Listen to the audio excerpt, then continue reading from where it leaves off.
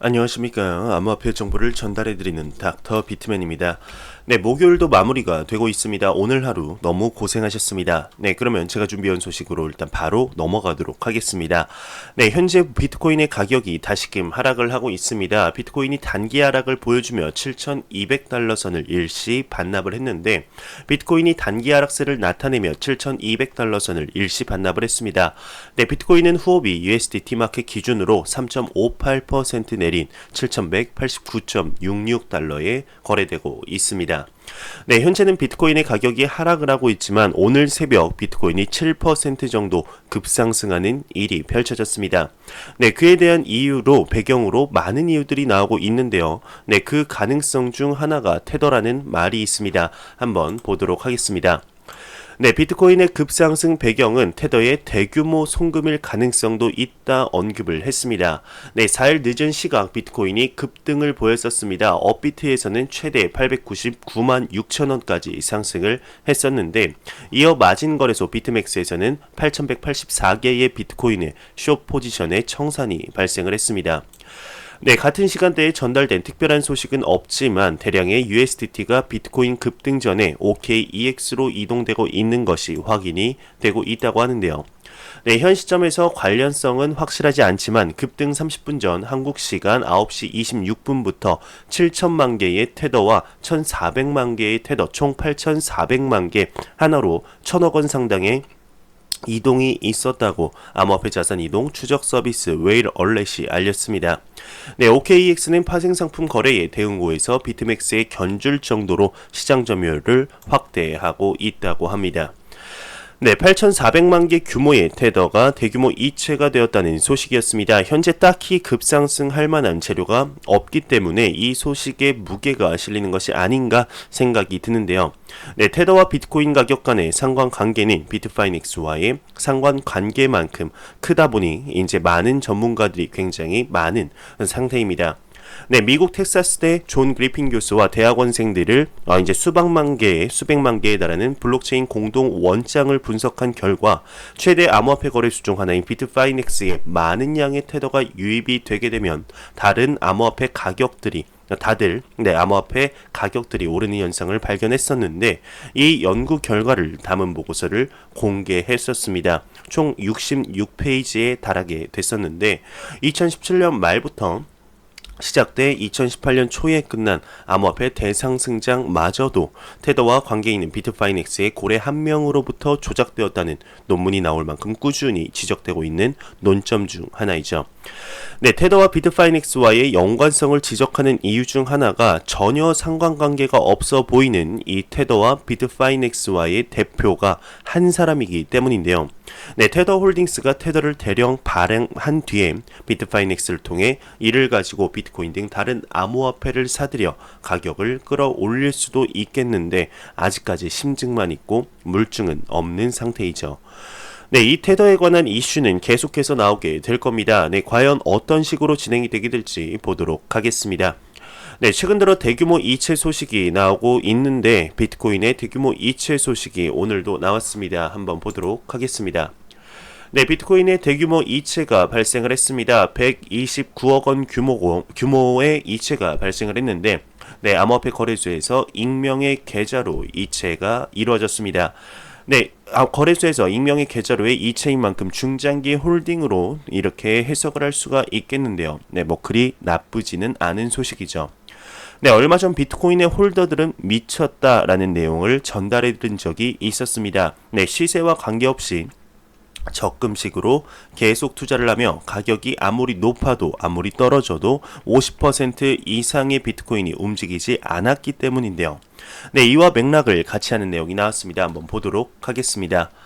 네, 코인 매트릭스는 비트코인의 시세가 50% 미만 유통량에 달렸다 언급이 나왔습니다. 과연 무슨 내용일까요? 네, 4일 암호화폐 전문 미디어 AMB 크립토가 암호화폐 전문 분석 업체 코인 매트릭스를 인용하며 2019년 남은 기간 비트코인의 시세는 전체 유통량의 50% 미만의 BTC에 의해 결정될 것이다 전했습니다. 네, 이와 관련 코인 매트릭스는 지난 1년 동안 정적인 움직임을 보인 비트코인 규모가 주기적으로 증가하고 있다며 지난 11월 말 기준 이러한 비트코인 규모가 300만 BTC를 넘어섰다 설명을 했습니다. 네, 또한 투자회사 퀀텀 이코노믹스 설립자 마틴 그리스퍼는 최근 12개월간 실제로 소유권이 바뀐 비트코인 개수가 680만 개 미만에 불과한다고 언급한 바가 있었습니다. 네, 2019년 비트코인의 가격은 50% 미만의 유통량에 달렸다라는 내용이었습니다. 네, 기사에 나오듯 정적인 움직임을 보인 비트코인의 규모가 주기적으로 증가하고 있다는 것은 반대로 말하면 비트코인의 잠재적 가치를 보는, 즉 미래 가치를 보는 사람들의 수가 점진적으로 증가하고 있다 볼 수가 있겠는데요. 네, 이러한 상황들이 비트코인을 새로운 금, 디지털 골드로서의 입지를 더욱 확고히 하는데 도움이 되지 않을까 생각이 들게 됩니다. 네, 최근 암호화폐를 이용한 사기가 속속들이 나타나고 있습니다. 네, 그 와중에서도 암호화폐 사이트나 메일을 위장한 해킹 공격들이 빈번히 일어나고 있는데, 네, 오늘은 어떤 내용인지 보도록 하겠습니다. 네, 한 외신에서 암호화폐 재정거래 플랫폼으로 위장 멀웨어 유포 사이트를 발견했다고 합니다. 네, 북한의 해킹 수법과 유사하다고 언급을 했는데요. 네, 암호화폐 전문 미디어 코인텔레그래프가 글로벌 IT 전문 미디어 블리핑 컴퓨터를 인용하면서 최근 유니언 크립토라는 웹사이트에서 암호화폐 해킹을 목적으로 한 맥 OS 기반 멀웨어가 발견을 했다며 북한 해커 조직 라자루스 그룹의 해킹 수법과 유사하다 전했습니다. 네, 이와 관련 멀웨어 전문가 디네시 데바도스는 라자루스는 암호화폐 관련 웹사이트로 위장해 맥 OS를 타겟으로 한 멀웨어 유포하는 수법을 사용한다며, 네, 해당 웹사이트 역시 스마트 암호화폐 재정거래 플랫폼이라고 홍보를 하면서 유니언 크립토 트레이더라는 멀웨어 패키지를 호스트했다 설명을 했습니다. 네, 북한의 해킹 수법과 비슷한 맥 OS 기반 멀웨어가 발견되었다는 내용이었습니다. 네, 여기서 맥 OS라는 것은 애플사의 컴퓨터에 들어가는 이제 뇌 브레인이라고 보시면 될 것 같은데요. 네, 여기 나오는 멀웨어라는 것은 정상적인 작동을 방해하거나 사용자의 컴퓨터, 휴대폰, 태블릿 등을 감염시키도록 설계된 악성 코드를 총칭하는 이름입니다. 네, 주로 들어보셨을 트로이목마 바이러스도 멀웨어의 일종인데요. 네, 이러한 멀웨어는 주로 경제적 이득이 주 목적이라고 합니다. 이 공격의 경우 사용자의 이름, 암호, 그리고 신용카드 세부 정보 등 기타 금융 정보와 같이 대외비 데이터를 훔치는 방식으로 수행이 되게 되는데, 네, 그 후 이러한 정보는 개인과 기업에 추가적인 공격을 가하는데 사용이 되게 된다고 합니다. 네, 여기 나오는 이제 라자루스 그룹 같은 경우는 북한의 정찰 총국의 이제 해커 부대입니다. 예전에는 히든 코브라라고 불렸다고 하는데요. 네, 2013년 7월 미국 보안회사 메가피, 네, 이름이 굉장히 친숙하죠. 네, 메가피는 2009년부터 한국에서 발생한 트로이 작전 해킹이 조직적이고 지속적인 사이버 공격 시도로 분석을 했었는데, 이 트로이 작전이라고 명명된 악성 멀웨어가 최소 4년 이상 한국 정부와 군대의 컴퓨터를 감염시킨 뒤에 주요 기밀 작전들을 빼돌렸다 언급을 했습니다. 네, 그래서 라자루스랑 비슷하다 언급이 나온 게 아닌가 생각이 드는데요.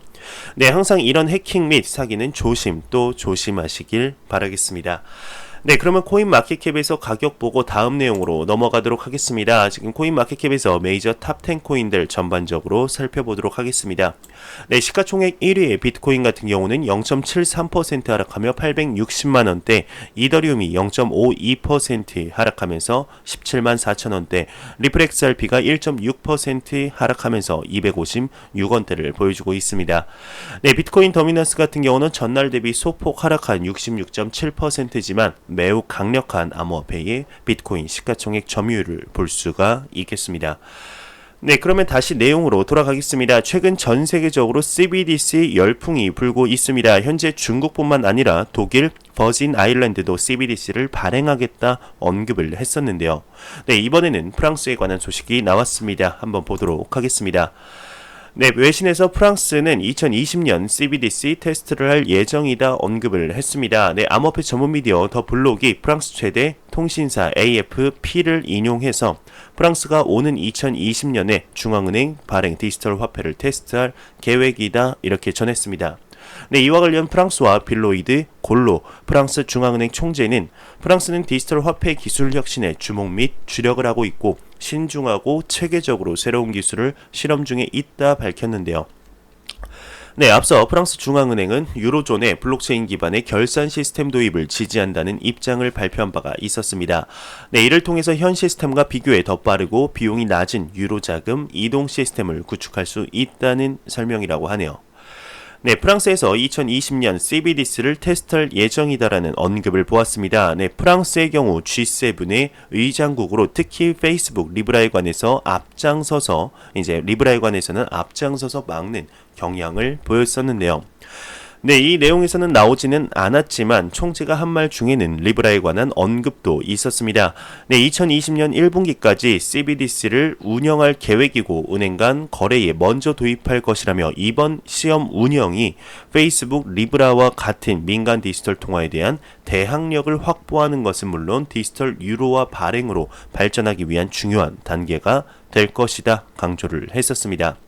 네, 프랑스의 이제 디지털 통화 혁신에 기여하기 위해 적극적으로 움직이고 있지만 신중한 접근을 하고 있는 것으로 보입니다. 네, 2020년에 참 많은 일들이 일어날 것만 같은 기분이 드는데요. 네, 2020년 미국에서 암호화폐의 대규모 도입이 일어날 것이다 전망한 기업이 있습니다. 보도록 하겠습니다. 네, 노블보험은 2020년 미국에서 암호화폐 대규모 도입이 전망될 예정이다 언급을 했습니다. 네, PR 뉴스 와이어가 신생 암호화폐 보험사 노블보험의 최신 보고서를 인용해서 2020년 암호화폐 보유자 10명 중 1명은 미국인일 것이고 미국에서 암호화폐 대규모 도입도 이루어질 것이다. 보고서는 이어서 2021년에는 미국 밀레니얼 세대 5분의 1이 암호화폐를 보유하게 될 것이며 2030년에는 미국인 70%가 암호화폐를 보유하게 될 것이다. 이렇게 전망을 했습니다. 네, 내년에 이제 미국에서 대규모 도입이 될 것이라는 전망을 함께 보았습니다. 네, 여기서 나오는 밀레니얼 세대라는 것이 1980년대부터 2000년대 초반생까지라고 보시면 됩니다. 네, IT 기술의 과도기를 겪은 세대이죠. 네, 다른 세대에 비해서 활용력이 탁월하고 가장 큰 특징 중 하나가 아날로그와 디지털을 모두 경험한 과도기 세대입니다. 네, 이 밀레니얼, 네, 발음이 꼬이네요. 다시 들어가겠습니다. 이 밀레니얼 세대로부터 시작될 것이라는 말인데, 네, 실제로 미국에서 그레이스케일이 비트코인 광고를 할 때 젊은 층을 타겟으로 잡았었죠. 네, 물론 이런 이유에서 젊은 층들이 무조건 비트코인을 가질 것이라는 말은 아니지만 새로운 것에 민감하게 반응하는 세대인 만큼 그 가능성이 높지 않을까 생각이 듭니다. 네, 리플 XRP에 관한 소식이 나왔습니다. 리플사는 17년 12월 550억 개의 XRP의 에스크로 락업을 완료했습니다. 이 락업에 관해서 많은 의견들이 갈리고 있죠. 그렇다면 이 XRP는 과연 언제쯤 소진이 될까요?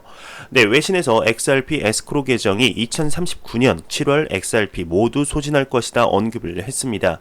네, 암호화폐 전문 미디어 데일리 호들인 리플 에스크로 계정에 예치된 XRP 물량은 오는 2039년 7월에 소진될 전망이라고 4일 보도를 했습니다. 네, 이와 관련해 미디어는 리플 에스크로 계정에 예치된 XRP 물량은 2017년 말 550억 XRP에서 현재 499억 XRP까지 감소를 했다며 리플 에스크로 계정에서는 매월 평균 기관 혹은 암호화폐 거래소에 2125억 XRP를 판매하고 있다고 합니다. 네, 이 같은 속도로 XRP를 소모할 시 에스크로 계정 내 XRP가 소진될 때까지 약 235개월, 그러니까 19년 7개월이 소요될 예정이라고 하는데요. 네, 이 경우 리플 에스크로 계정 내 자산은 오는 2039년 7월 소진될 예정이다 분석을 한 것이죠. 네, 약 20년 뒤 모두 소진이 될 것이라는 내용이었습니다. 이 에스크로 락의 경우 초기 1000억 개의 무시무시한 발행량으로 문제가 많았던 XRP가 550억 개를 본사에서도 만질 수 없게 보안으로 잠궈 놓음으로써 너무나 많은 발행량으로 인한 리플 코인의 가격 상승이 매우 더디거나 안 오를 거라는 투자자들의 고민을 없애 주었었는데요. 네, 시간이 지나면서 XRP의 가격이 장기적으로 계속 하락을 하고 있으니 에스크로 물량을 모두 없애라는 청원 그리고 소송까지도 나왔었습니다. 네, 참 많은 일들이 벌어지고 있었던 것으로 보이는데요. 네, 과연 20년 뒤 물량이 모두 소진이 되고 나면 어떤 일들이 벌어지게 될까요? 네, 지난 9월 머니그램과 비자의 직불카드 발표가 있었습니다. 이번에는 확장 소식인데요. 한번 보도록 하겠습니다. 네, 머니그램과 비자는 국경간 직불 카드를 확장한다고 합니다. 네, 쓸데없는 내용들이 많아 정리를 해 말씀을 드리겠습니다. 네, 9월 9일 비자와 머니그램에 대한 속보를 트위터에 올렸었는데요. 이건 속보였다면 내용이 시작이 되고 있습니다. 네, 오늘은 그 9월 9일 게시물을 기반으로 더 많은 소식들을 접한다고 하는데, 네, 머니그램의 경우 비자 다이렉트로 교차 경계 P2P 서비스를 확장한다고 합니다. 네, 여러분들은 어떻게 이것이 미국 내에서만 XRP를 포함할 수 있는지 생각을 할 수가 있는데, 미국 고객들만이 서비스를 시작하고 있지만 비자나 머니그램은 곧 미국 밖의 고객들로 이 서비스를 확대할 예정이라고 합니다. 자, 이제 곧 무엇을 의미할까요? 누가 정말 알 수 있을까요? 하지만 사실은 이 서비스가 전 세계적으로 확장될 것이고 국경을 넘어 돈을 옮기는 가장 싼 방법은 과연 무엇일까요? 바로 XRP입니다. 네, 그리고 어떤 회사가 XRP를 사용하는가를 보게 되면은 머니그램은 리플과 독점 거래를 하고 있습니다. 네, 비자는 5년 이상 리플과 파트너십을 맺었던 얼스폴트를 인수한 것을 기억해야 한다며 비자는 리플에서 실행된다라고 내용이 마무리되고 있습니다. 네, 비자와 머니그램 등 현재 무수히 많은 리플 그리고 XRP의 좋은 소식들이 나오고 있는데, 네, 이러한 소식들이 가격에 어떠한 영향을 미치게 될지 지켜보도록 하겠습니다. 네, CME 비트코인 옵션 거래 관련 세부사항이 발표가 됐습니다. 1월 13일 출시할 계획이라고 하는데요. 네, 벡트에 이은 형태로 미국 CME도 비트코인 선물에 기초한 비트코인 옵션 거래에 관한 세부사항을 발표했습니다. 네, 옵션 상품은 1월 13일 개시 예정일이 된다고 하는데, 벡트의 옵션과 달리 CME 옵션은 현금 결제라고 합니다. 벡트는 비트코인 현물 결제가 가능한 선물로 행사하고 정산을 하게 됩니다. 네, 카자흐스탄 정부가 암호화폐 채굴업에 납세 의무 부과를 안 한다 언급을 했습니다. 네, 4일 암호화폐 전문 미디어 코인텔레그래프가 카자흐스탄 현지 미디어 커시브를 인용하면서 카자흐스탄 정부는 채굴된 암호화폐 법정 화폐로 환전되지 않는 한 암호화폐 채굴업에 세금을 부과하진 않을 것이다 전했습니다. 네, 이와 관련 카자흐스탄 국가 블록체인 발전 및 데이터 산업협회는 암호화폐 채굴업은 기업적 영리 활동보단 순수한 기술적 진보에 가깝다며 납세의 의무는 실질 화폐에 대한 수입에 부과하는 것으로 디지털 자산 및 암호화폐는 납세 대상이 될 수 없다, 이렇게 설명을 했습니다. 네, 비트플라이어가 하드포크 암호화폐인 비트코인 SV 부여를 현물이 아닌 엔화 지급을 하겠다 발표를 했습니다. 네, 일본 최대 비트코인 거래량을 자랑하는 암호화폐 거래소 비트플라이어는 계획된 하드포크 및 새 가상화폐 암호화폐에 대한 당사 대응 지침에 의거 비트코인 캐시의 하드포크로 인해 생긴 비트코인 SV를 일본 엔화로 변환하여 대상이 되는 고객에게 부여하기로 이렇게 결정을 했다고 합니다. 네, 2회에 나누어서 실시하게 된다고 하는데요. 네, 1회는 2019년 12월 말, 이번 달이죠. 네, 두 번째로는 2020년 3월 예정이라고 하네요. 네, 미국 소파이가 이제 비트 라이선스를 취득했습니다. 뉴욕 사용자에게 암호화폐 거래를 제공 가능하다는 입장인데, 미국 샌프란시스코에 거점을 하는 금융기업 소파이가 3일 뉴욕주 금융서비스국 NIDFS에서 미국 라이선스를 취득했다 발표를 했습니다. 네, 미국 비트 라이선스의 취득으로 뉴욕 거주 고객에게 암호화폐 거래 서비스를 제공할 수 있게 된다고 하는데, 네, 본 서비스는 자회사인 소파이 디지털 에셋이 실시를 한다고 합니다. 네, 소파이는 학생을 대상으로 한 학자금 대출 서비스로 잘 알려져 있지만 올해 9월에 암호화폐 거래 서비스도 개시하고 있는 신흥 금융 기업인데요.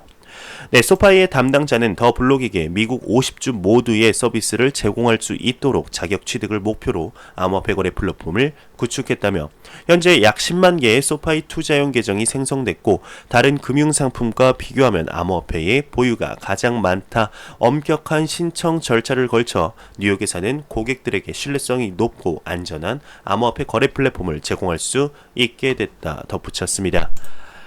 네, 벡트의 CEO가 미 조지아주 상원 의원으로 임명이 됐습니다. 네, 암호화폐 미디어 코인데스크에 따르게 되면 켈리 로플러 벡트 CEO가 미국 조지아주 상원 의원으로 임명이 됐습니다. 네, 수요일 브라이언 캠프 조지아주 지사는 켈리 로플러를 상원 의원으로 공식 임명을 했는데, 로플러는 트럼프 지지파라고 스스로 밝혔으며 암호화폐나 비트코인은 따로 언급하지 않았다고 합니다.